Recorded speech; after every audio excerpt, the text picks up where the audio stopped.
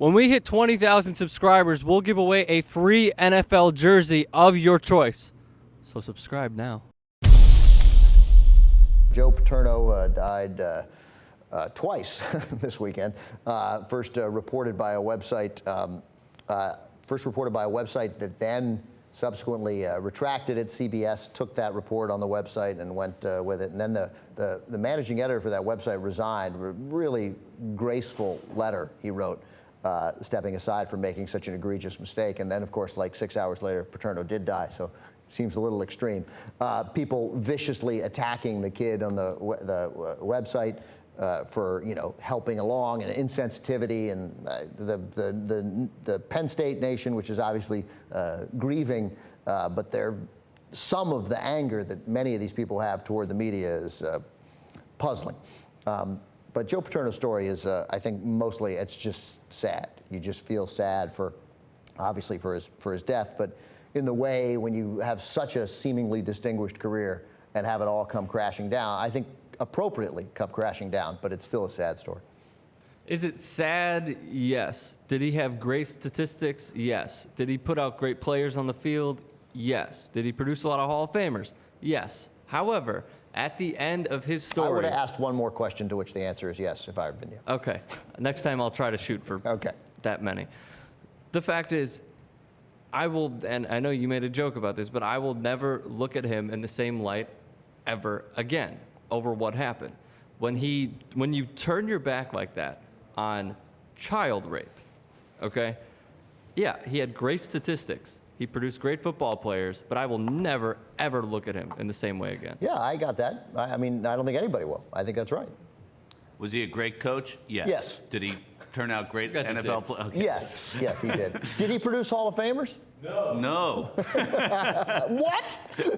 Holy shit. He gave that interview to Sally Jenkins, the Washington Post, about 10 days ago. Obviously, it would seem now in hindsight that he wanted to make sure he got on the record because he knew how sick he was. And I don't, that interview where he said there were some things in there, Michael, we talked about this, where he said at one point, that he didn't know what to do, and he created the sense of a guy really perplexed by the situation, which I think was very human and understandable. However, he also said in that interview, speaking of Mike McQueary didn't get specific, didn't want to get specific. And to be frank with you, Paterno tells Sally Jenkins, I don't know that it would have done any good because I never heard of rape and a man. The guy, he was out of it, man. He's like, that's a crazy thing to say. That is a crazy thing to say. I would have been incredibly upset by hearing that. That was a devastating thing to hear. I never think about things like that. It blew my mind. I got all that. But first of all, it wasn't in a man, it was a boy. And not to hear of it lends credence to the idea that some people had about Penn State in the last 10 years or so, that this guy was really just a figurehead, and not only did he clearly not know what was happening inside the organization of the football program, but may not have known what pattern they were running on 3rd and 7.